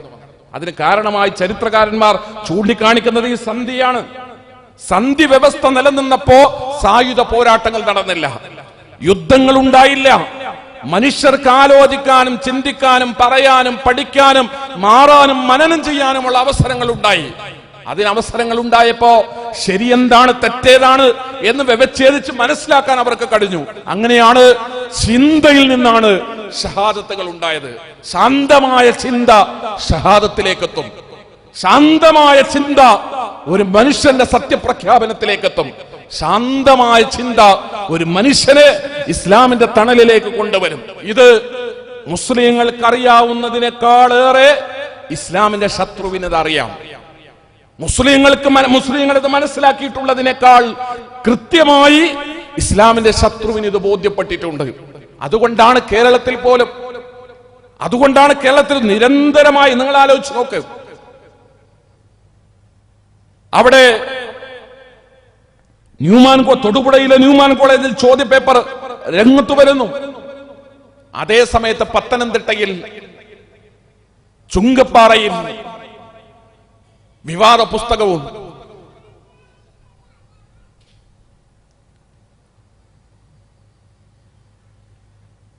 ആ പുസ്തകവും ചോദ്യപേപ്പറും ഏകദേശം ഒരേ സമയത്ത് ക്രൈസ്തവ മിഷണറി പ്രവർത്തകൻ കേരളത്തിലെ ഇസ്ലാമിക പ്രബോധക സംഘങ്ങളിൽ നിന്ന് അതിൽ പേരെടുത്ത് വിമർശിച്ചത്, അതിലൊക്കെ വളരെ ഗൗരവത്തോടുകൂടെ നമ്മൾ മുജാഹിദുകൾ എന്ന നിലക്ക് ചിന്തിക്കേണ്ടുന്ന ചില കാര്യങ്ങളുണ്ട്. അള്ളാന്റെ റസൂലിനെ ചീത്ത പറഞ്ഞു, ചിൻവാദ് പാലം എന്ന് പറയുന്ന പുസ്തകം. അള്ളാന്റെ റസൂലിനെ ചീത്ത പറഞ്ഞു, ആയിഷാ ബീവിയെ ചീത്ത പറഞ്ഞു, സ്വഹാബത്തിനെ ചീത്ത പറഞ്ഞു. കേരളത്തിൽ നിന്ന് പേരെടുത്ത ആ പുസ്തകത്തിൽ ചീത്ത പറഞ്ഞത് മുജാഹിദ് പ്രസ്ഥാനത്തെയും നിച്ച് ഓഫ് ട്രൂത്തിനെയുമാണ്. അങ്ങനെ ചീത്ത പറഞ്ഞ് ആക്ഷേപിക്കപ്പെട്ട് എഴുതി രേഖപ്പെടുത്തപ്പെട്ട ചിൻവാദ് പാലം എന്ന് പറയുന്ന ക്രൈസ്തവ മിഷണറി പ്രവർത്തകന്റെ പുസ്തകം, ആ പുസ്തകം പ്രിന്റ് ചെയ്ത് അച്ചടിച്ച് ഭദ്രമായി ബണ്ടിലാക്കി കെട്ടിവെച്ചിട്ട് കുടുംബത്തിന്റെ കയ്യിൽ അയാളെ ഏൽപ്പിച്ചു. എന്നിട്ട് പറഞ്ഞു, ഞാൻ മരണപ്പെട്ടിട്ട് എന്നെ കുഴിമാടത്തിൽ വെച്ച് അടക്കപ്പെട്ടതിന് ശേഷം അവിടെ നിന്നാണ് നിങ്ങൾ ഇത് വിതരണം ചെയ്യേണ്ടത്. അദ്ദേഹത്തിന്റെ വസിയ്യത്ത് പോലെ ഈ അദ്ദേഹം എഴുതിയ പുസ്തകം അദ്ദേഹം മരിച്ച ദിവസം അദ്ദേഹത്തെ മറമാടിയതിനു ശേഷം അവിടെ വെച്ച് വിതരണം ചെയ്തു. ശക്തമായ രീതിയിൽ ഇസ്ലാമിനെ കയ്യേറ്റം ചെയ്യുന്ന ഒരു ക്രൈസ്തവ പ്രവർത്തകന്റെ, പ്രബോധകന്റെ, മിഷണറി പ്രവർത്തകന്റെ ഒരു പുസ്തകം, ഇസ്ലാമിനെ വളരെ ശക്തമായ രീതിയിൽ അറ്റാക്ക് ചെയ്യുന്ന ഒരു പുസ്തകം. കേരളത്തിലെ ഇസ്ലാമിക പണ്ഡിതന്മാർ അതിനോട് പ്രതികരിച്ചു. ഞാൻ ഇന്നും ആലോചിക്കുന്ന, മൂവാറ്റുപുഴയിൽ മുജാഹിദ് ജില്ലാ സമ്മേളനം നടക്കുമ്പോ ആ സമ്മേളനത്തിൽ വരെ ഒരു സെഷന് നാം തലക്കെട്ട് കൊടുത്തു, ഇസ്ലാം വെല്ലുവിളിക്കുന്നു എന്ന്. കേരളത്തിന്റെ തെക്കൻ ജില്ലകളിൽ മുഴുവൻ, കോട്ടയത്തും കൊല്ലത്തും പത്തനംതിട്ടയിലും ഇടുക്കിയിലും വന്ന മുജാഹിദ് പണ്ഡിത പ്രബോധകന്മാർ കടന്നു ചെന്നു. എന്നിട്ട് നമ്മുടെ പ്രവർത്തകന്മാർ ഈ വലിയ പോസ്റ്റർ ഒട്ടിച്ചു, ഇസ്ലാം വെല്ലുവിളിക്കുന്നു, ആർക്കും കടന്നു വരാം. പുസ്തകം എഴുതിയവർക്കും അച്ചടിച്ചവർക്കും വിതരണം ചെയ്തവർക്കും വായിച്ചവർക്കും അതേ രീതിയിലുള്ള വിമർശനങ്ങളുള്ള ആർക്കും കടന്നു വരാം. ഞങ്ങളുടെ നബിയെ നിങ്ങൾക്ക് വിമർശിക്കാം, ഞങ്ങളുടെ ഖുർആനിനെ നിങ്ങൾക്ക് ചോദ്യം ചെയ്യാം, ഞങ്ങളുടെ വിശ്വാസത്തിന്റെ ശരിതെറ്റുകളെ കുറിച്ച് പരസ്യമായി നിങ്ങൾക്ക് വിചാരണ ചെയ്യാം. ഇസ്ലാമിക പ്രമാണങ്ങളുടെ വെള്ളി വെളിച്ചത്തിൽ നിന്നുകൊണ്ട് അതിന്റെ വിശദീകരണം നൽകാൻ ഞങ്ങൾ അതിന് ബാധ്യസ്ഥനാണ്. അതുകൊണ്ട് ഇസ്ലാം വെല്ലുവിളിക്കുന്നു എന്ന വലിയ തലക്കെട്ടോടുകൂടെ ശക്തമായ പ്രബോധന പ്രവർത്തനങ്ങൾ തെക്കൻ ജില്ലകളിൽ ഇസ്ലാമിനെ വിമർശിച്ചവന്റെയും പുസ്തകം എഴുതിയവന്റെയും അച്ചടിച്ചവന്റെയും പണം ചെലവഴിച്ചവന്റെയും വിതരണം ചെയ്തവന്റെയും അത് കൊട്ടിഘോഷിച്ചവന്റെയും വീട്ടുപടിക്കൽ ചെന്നിട്ട് അന്ന് ഇസ്ലാമിക പ്രബോധകന്മാർ പറഞ്ഞു, ഇസ്ലാം വെല്ലുവിളിക്കുന്നു, ചോദിച്ചോ, നിങ്ങൾക്ക് പറയാനുള്ളത് നിങ്ങൾ പറയ്, വിമർശിക്കാനുള്ളതൊക്കെ ഉന്നയിക്ക്, ഞങ്ങൾ തയ്യാറാണ്. 2 മാസക്കാലം കേരളത്തിൽ ആയിരക്കണക്കിന് ആളുകൾ, ഹിന്ദുക്കളും മുസ്ലിങ്ങളും ക്രിസ്ത്യാനികളും യുക്തിവാദികളും കമ്മ്യൂണിസ്റ്റുകാരും നിരീശ്വരവാദികളും ഒക്കെ അടങ്ങിയ കേരളീയ പൊതുസമൂഹത്തിൽ നിന്നുള്ള ആയിരക്കണക്കിന് ആളുകൾ ഓരോ പ്രോഗ്രാമിലും ഒത്തുകൂടുന്ന കേരളീയ പൊതുസമൂഹം മൊത്തത്തിൽ ഒത്തുകൂടുന്ന സാഹചര്യം ഉണ്ടായി. ഇസ്ലാമിക പ്രബോധനത്തിന് അനുകൂലമായ സാഹചര്യം ഉണ്ടായി. ചോദ്യപേപ്പർ എഴുതിയവരും ചിൻവാദ് പാലം എന്ന് പറയുന്ന പുസ്തകം ഇറക്കിയവരുമൊക്കെ എന്ത് അജണ്ട വെച്ചിട്ടാണോ ആ കുതന്ത്രങ്ങളുമായി കേരളത്തിൽ ഒരുങ്ങി പുറപ്പെട്ടത്, ആ അജണ്ടകൾ പരാജയപ്പെടുന്നു എന്ന് മാത്രമല്ല, ഏത് ഇസ്ലാമിനെ തകർക്കുന്നതിന് ലക്ഷ്യം വെച്ചോ അതേ ഇസ്ലാമിനെ പറയാനും കേൾക്കാനും പഠിക്കാനും ആയിരക്കണക്കിന് ആളുകൾ ഇസ്ലാമിക പ്രബോധകന്മാരുടെ മുന്നിൽ ഒത്തുകൂടുന്ന കാഴ്ച കണ്ടവർ സ്തബ്ധരായി നിൽക്കുന്ന സന്ദർഭത്തിലാണ് ചോദ്യപേപ്പർ എഴുതിയവന്റെ കൈപ്പത്തി നഷ്ടപ്പെടുന്നത്. കേരളത്തിന്റെ പൊതു സാഹചര്യം മാറി, പ്രബോധന സാഹചര്യങ്ങളില്ലാതെയായി, പ്രസംഗിക്കാൻ പറ്റാതെയായി. ഇസ്ലാമിനെ പറ്റി പ്രസംഗിക്കുന്നവന്റെ പ്രസംഗം കേൾക്കേണ്ടതില്ല എന്ന് തീരുമാനിക്കുന്നവർ കേരളത്തിൽ ഉണ്ടായി. താലിബാനിത കേരളത്തിൽ കടന്നു വന്നു എന്ന് കേരളത്തിലെ വലിയ വലിയ സാഹിത്യപ്പെടുക്കൽ വിളിച്ചു പറയുന്ന സാഹചര്യം കേരളത്തിലുണ്ടായി. പ്രബോധന പ്രവർത്തനങ്ങൾക്ക് വളരെ അനുകൂലമായ ഒരു സാഹചര്യം നിലനിന്നിടത്തുനിന്ന് വളരെ പെട്ടെന്ന് അതിന്റെ എല്ലാ സാധ്യതകളെയും നശിപ്പിക്കുന്ന ഒരവസ്ഥയിലേക്ക് കേരളീയ പൊതു അന്തരീക്ഷത്തിന് മാറ്റങ്ങൾ ഉണ്ടായി. ഞാനിവിടെ പറഞ്ഞത് സമാധാനം നിലനിൽക്കുന്ന സന്ദർഭത്തിൽ നടക്കുന്ന പ്രബോധന പ്രവർത്തനങ്ങൾ, അതിനാണ് ഇസ്ലാം സമാധാനമാണ് എന്ന് മുജാഹിദ് പ്രസ്ഥാനം പറയുന്നത്. നമുക്കിവിടെ സമാധാനത്തോടുകൂടെ ജീവിക്കാൻ, ബോംബ് പൊട്ടാത്ത, കൊല്ലും കൊലയില്ലാത്ത, യുദ്ധമില്ലാത്ത, കലാപമില്ലാത്ത ഒരു ദിവസം എന്ന കേവലമായ ഒരു മാനുഷികമായ ലക്ഷ്യമല്ല. അതിലുപരിയായി സമാധാനം എന്ന് പറയുന്നത് അടിസ്ഥാനപരമായ മനുഷ്യാവകാശമാണ്. ഈ നാട്ടിൽ ജനിച്ച് ജീവിക്കുന്ന ഏതൊരാൾക്കും സമാധാനത്തോടുകൂടെ ജീവിക്കുന്നതിന് അവകാശമുണ്ട്. ആ മനുഷ്യാവകാശത്തെ ഇവിടെ തകർക്കുന്നത് ഇവിടുത്തെ ആൾ ദൈവങ്ങളാണ്. മനുഷ്യന്റെ സ്വസ്ഥതയും സമാധാനവും എന്ന് പറയുന്ന മനുഷ്യാവകാശത്തെ തകർക്കുന്ന എല്ലാ വ്യാജാത്മീയതകൾക്കുമെതിരെ മുജാഹിദ് പ്രസ്ഥാനം സമരത്തിലാണ്. എല്ലാ കള്ള കപടാത്മീയതകൾക്കുമെതിരെ, എല്ലാ സൃഷ്ടിപൂജകൾക്കുമെതിരെ മുജാഹിദ് പ്രസ്ഥാനം കാലങ്ങളായി സമരത്തിലാണ്. കാരണം അത് മനുഷ്യാവകാശത്തിന്റെ എല്ലാ വ്യാജാത്മീയതകളും മനുഷ്യാവകാശത്തിന്റെ ശത്രുക്കളാണ്. മനുഷ്യന്റെ മൗലികമായ അവകാശമാണ് ഒരിറ്റ് സമാധാനത്തോടുകൂടെ ജീവിക്കുക എന്നത്. ശാന്തമായി സ്വസ്ഥമായി ജീവിക്കുകയും ശാന്തമായി കടന്നുറങ്ങുകയും ചെയ്യണമെന്ന് ആഗ്രഹിക്കുന്നവരുടെ മുമ്പിലേക്ക് കടന്നു വരുന്ന കള്ള കപട വ്യാജ ആത്മീയതയുടെ ഏത് നിറമുള്ളതായാലും, പച്ച നിറത്തിൽ വന്നാലും കാവി നിറത്തിൽ വന്നാലും വെള്ള നിറത്തിൽ വന്നാലും, കപട ആത്മീയത അതിന്റെ ശരീരത്തിൽ പുതക്കുന്ന പുതപ്പിന്റെ നിറം എന്തു തന്നെയായിരുന്നാലും മുജാഹിദ് പ്രസ്ഥാനം കപട ആത്മീയതക്കെതിരാണ്. ലോകത്ത് ആത്മീയത എന്ന് പറയുന്നത് ഒരു സത്യമാണ്, ആർക്കും അതിനെ നിരാകരിക്കാൻ കഴിയില്ല. പക്ഷേ ആ ആത്മീയത എന്ന് പറയുന്നത് മനുഷ്യനെ സൃഷ്ടിച്ചവനെ ആരാധിക്കലാണ്. അത് മാത്രമാണ് മുജാഹിദ് പ്രസ്ഥാനം കേരളത്തോട് പറഞ്ഞത്. മനുഷ്യൻ ആരാധിക്കണം, മനുഷ്യൻ ആത്മീയതയുണ്ട്. മനുഷ്യൻ ആരാധിക്കേണ്ടത് മനുഷ്യനെ സൃഷ്ടിച്ചവനെയാണ്. മനുഷ്യനെ സൃഷ്ടിച്ചവനെ, മുസ്ലിമിനെയല്ല, ഹിന്ദുവിനെയല്ല, ക്രിസ്ത്യാനിയല്ല, ജൂതനെയല്ല. മനുഷ്യനെ സൃഷ്ടിച്ചവനെ ആരാധിക്കണമെന്ന മൗലികമായ ഒരു ആദർശത്തിന്റെ അടിത്തറയിൽ നിന്നുകൊണ്ടാണ് മുജാഹിദ് പ്രസ്ഥാനം കേരളത്തിലെ കാലത്തും മനുഷ്യനെ സൃഷ്ടിച്ചവനെ അല്ലാതെ മനുഷ്യനെ പോലെ സൃഷ്ടിക്കപ്പെട്ട മറ്റൊരു സൃഷ്ടിക്ക് മുമ്പിൽ തലകുനിക്കുമ്പോ അവിടെയാണ് എല്ലാ അരാജകത്വങ്ങളും, അത് ലൈംഗിക അരാജകത്വമാണെങ്കിലും സാമ്പത്തിക അരാജകത്വമാണെങ്കിലും മറ്റു രീതിയിലുള്ള തകർച്ചകളാണെങ്കിലും അതൊക്കെ അല്ലേ, കപടാത്മീയ കള്ളാത്മീയ വാദികൾ കേരളത്തിലുണ്ടാകുമ്പോ, ആൾ ദൈവങ്ങൾ കേരളത്തിലുണ്ടാകുമ്പോ, മനുഷ്യ ദൈവങ്ങൾ കേരളത്തിലുണ്ടാകുമ്പോ അതിനെതിരെയൊക്കെ വലിയ വായിൽ വർത്തമാനം പറയുന്ന പല ആളുകളെയും കേരളത്തിൽ നാം കണ്ടിട്ടുണ്ട് പല കാലങ്ങളിലും. പക്ഷേ കേരളത്തിലെ ഏറ്റവും വലിയ ആൾ ദൈവ സാമ്രാജ്യത്തിനെതിരെ അതിശക്തമായ ഒരു വിമർശനം ലോകത്തിന്റെ മുന്നിൽ ഉന്നയിക്കപ്പെട്ടപ്പോ നമ്മുടെ രാജ്യത്തെ ഉത്തരവാദപ്പെട്ടവരൊക്കെ നിശബ്ദരായിരുന്നു. നിങ്ങൾ ശ്രദ്ധിച്ചില്ലേ? അത് ഏത് സാഹിത്യകാരന്റെ പേനത്തുമ്പിൽ നിന്നാണ് ഒരക്ഷരം ഇറ്റി വീണത്? ആ കപടാത്മീയ സാമ്രാജ്യത്തിനെതിരെ ആരും പറഞ്ഞില്ലല്ലോ. ഒരു കഥയുണ്ടായില്ല, ഒരു കവിതയും ജനിച്ചില്ല, ഒരു ലേഖനവും പറഞ്ഞില്ല, മാതൃഭൂമി മിണ്ടിയിട്ടില്ല, ഇവിടെയുള്ള മുഖ്യധാര പ്രസിദ്ധീകരണങ്ങളൊന്നും പ്രതികരിച്ചിട്ടില്ല. ചാനലുകളിൽ ഒരു ചാനൽ മാത്രമാണ്, വാർത്താ ചാനലുകളുടെ കൂട്ടത്തിൽ ഒരു ചാനൽ മാത്രമാണ്. അവിടെ ഞാൻ പറയുന്നത് മനുഷ്യർ ഇത്തരം രംഗങ്ങളിൽ കാണിക്കുന്ന ഗൗരവതരമായ നിശബ്ദത, മുജാഹിദുകൾ ആ നിശബ്ദതക്കെതിരാണ്.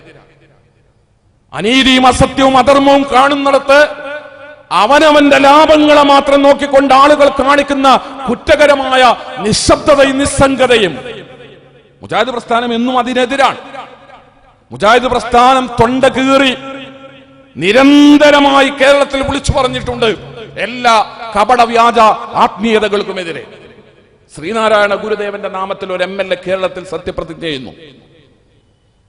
JSSന്റെ ഗൗരിയമ്മയുടെ പാർട്ടിയുടെ, ഗൗരിയമ്മ ഒരു കമ്മ്യൂണിസ്റ്റ് പാരമ്പര്യമുള്ള ഒരു നേതാവാണ് ഗൗരിയമ്മ. ആ ഗൗരിയമ്മയുടെ പാർട്ടിയിൽപ്പെട്ട ഒരാള് കേരളത്തിന്റെ നിയമസഭയിലേക്ക് സത്യപ്രതിജ്ഞ ചെയ്യുമ്പോ അയാൾ പറഞ്ഞത് ശ്രീനാരായണ ഗുരുദേവന്റെ നാമത്തിൽ എന്നാണ്. കോടതിയിൽ പോയി ആളുകൾ രാജ്യത്തിന്റെ ഭരണഘടന അനുസരിച്ച് ഒന്നുകിൽ ദൈവനാമത്തിൽ എന്ന് പറയണം, അതല്ലെങ്കിൽ ദൃഢപ്രതിജ്ഞയാണ്. ഇത് രണ്ടുമല്ലാതെ മറ്റൊരു മനുഷ്യന്റെ പേരിൽ ഒരു MLA സത്യപ്രതിജ്ഞ ചെയ്യുക. കോടതിയിൽ പോയി സുപ്രീം കോടതി ചോദിച്ചു. 100 കൊല്ലമായി മുജാഹിദുകൾ ചോദിക്കുന്ന ചോദ്യം സുപ്രീം കോടതി ഏറ്റു ചോദിച്ചു. സുപ്രീം കോടതി ചോദിച്ചത് ശ്രീനാരായണ ഗുരു ദൈവമാണോ? ശ്രീനാരായണ ഗുരു ദൈവമാണോ? ദൈവനാമത്തിൽ എന്നാണ് പറയേണ്ടത്. രാജ്യത്തിന്റെ ഭരണഘടന അനുസരിച്ച് ദൈവനാമത്തിൽ എന്നാണ് പറയേണ്ടത്. അള്ളാഹുവിന്റെ നാമത്തിൽ എന്ന് പറഞ്ഞുകൊണ്ട് 12 MLA മുമ്പ് സത്യപ്രതിജ്ഞ ചെയ്തപ്പോ അതും ഇതേപോലെ കോടതി കയറിയിട്ടുണ്ട്. അന്ന് കോടതി നിരീക്ഷിച്ചു. കോടതി പറഞ്ഞു ദൈവനാമത്തിൽ എന്നാണ് പറയേണ്ടത്. ദൈവം എന്നതിന്റെ അറബി ഭാഷയിൽ പ്രയോഗിക്കുന്ന പദമാണ് അള്ളാഹ് എന്ന് പറയുന്നത്. അതുകൊണ്ട് അള്ളാഹുവിന്റെ നാമത്തിൽ എന്നൊരാൾ പറഞ്ഞാൽ ദൈവമെന്ന് പറയേണ്ടെന്ന പദത്തിന് പകരം അറബി പദം ഉപയോഗിച്ചു എന്നതല്ലാതെ അത് ഭരണഘടനാ വിരുദ്ധമാണ് എന്ന് പറയാനാവില്ലെന്ന് നിരീക്ഷിച്ച കേരളത്തിലെ ഇന്ത്യയിലെ കോടതി തന്നെയാണ് ശ്രീനാരായണ ഗുരു ദൈവമാണോ എന്ന് ചോദ്യം ഉന്നയിച്ചത്. മുജാഹിദുകൾ ചോദിച്ചു, മുഹമ്മദ് നബി ദൈവമാണോ? മമ്പറത്ത് തങ്ങൾ ദൈവമാണോ? ബദരീങ്ങൾ ദൈവമാണോ? യേശുക്രിസ്തു ദൈവമാണോ? അമൃതാനന്ദമായി ദൈവമാണോ? ശ്രീനാരായണ ഗുരു ദൈവമാണോ?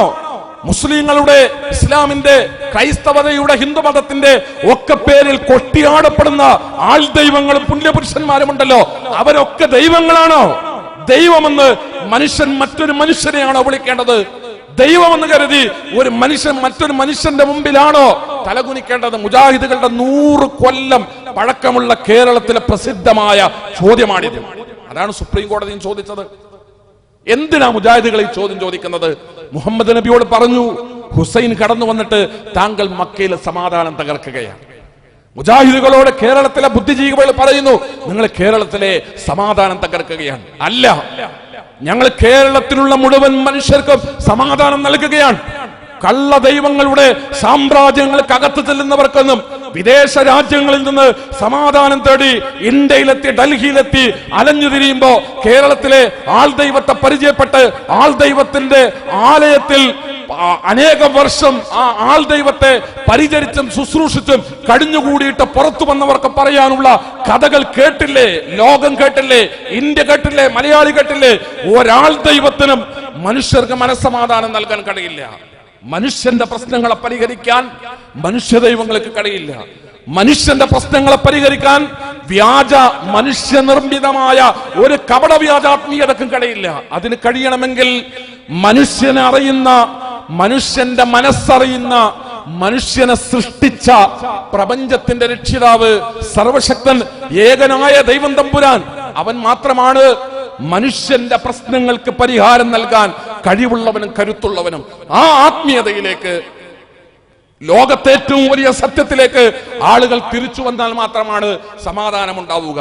സമാധാനം എന്ന് പറയുമ്പോ, മുജാഹിദ് പ്രസ്ഥാനം സമാധാനം എന്ന് പറയുമ്പോ, ആ സമാധാനം എല്ലാ രാഷ്ട്രീയക്കാരും അവനവന്റെ വർണ്ണങ്ങളിലുള്ള കൊടി പിടിച്ച് അങ്ങാടിയിലൂടെ പ്രകടനം നയിച്ച് പറയുന്ന മനുഷ്യ സൗഹാർദ്ദത്തെക്കുറിച്ചും മതസൗഹാർദ്ദത്തെക്കുറിച്ചുമല്ല മുജാഹിദ് പ്രസ്ഥാനം സമാധാനം എന്ന് പറയുന്നത്.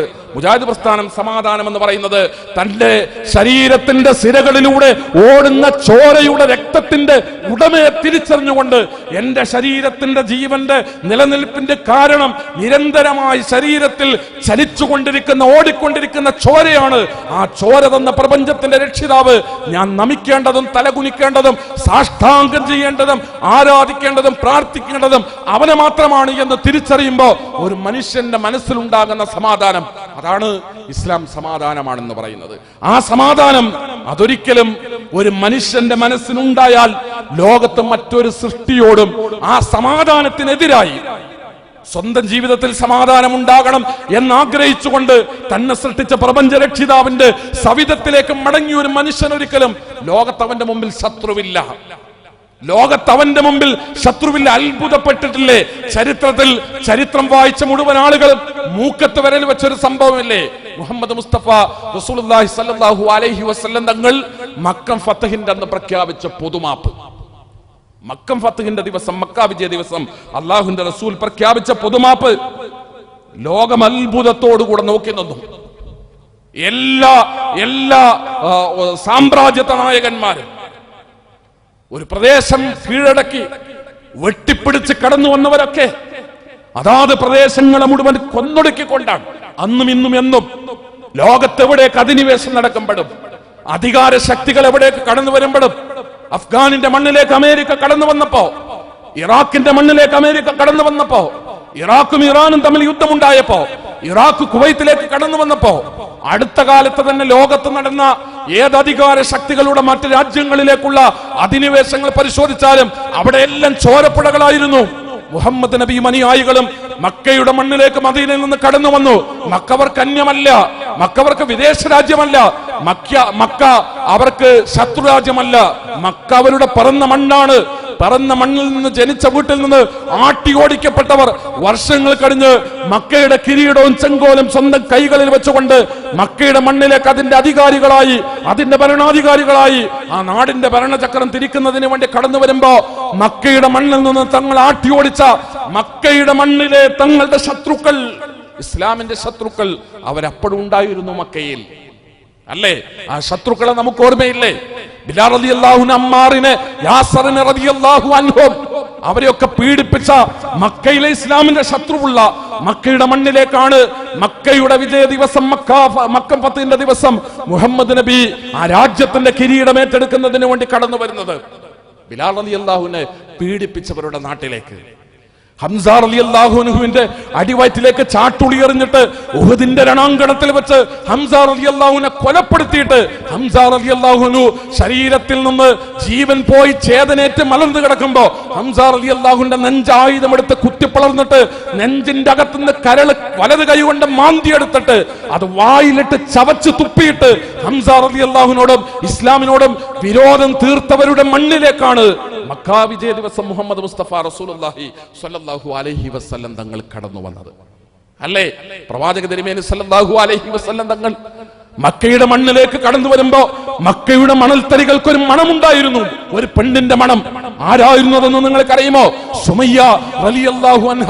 സുമയ്യ റളിയല്ലാഹു അൻഹയെ ആൾക്കൂട്ടത്തിന്റെ നടുവിൽ വെച്ച് ശരീരത്തിൽ നിന്ന് അവരുടെ വസ്ത്രങ്ങൾ മുഴുവൻ അടിച്ചു മാറ്റിയിട്ട് ഇരുമ്പിന്റെ കമ്പി കൊണ്ടുവന്ന് തെയ്യിലിട്ട് ചുട്ടു പഴുപ്പിച്ച് ചൂടാക്കി ചുവന്ന നിറമാക്കിയിട്ട് സുമയ്യ ബീവിയുടെ ശരീരത്തിന്റെ മർമ്മഭാഗത്തേക്ക് കുത്തിയിറക്കിയിട്ട് സുമയ്യ ബീവിയെ കൊലപ്പെടുത്തി.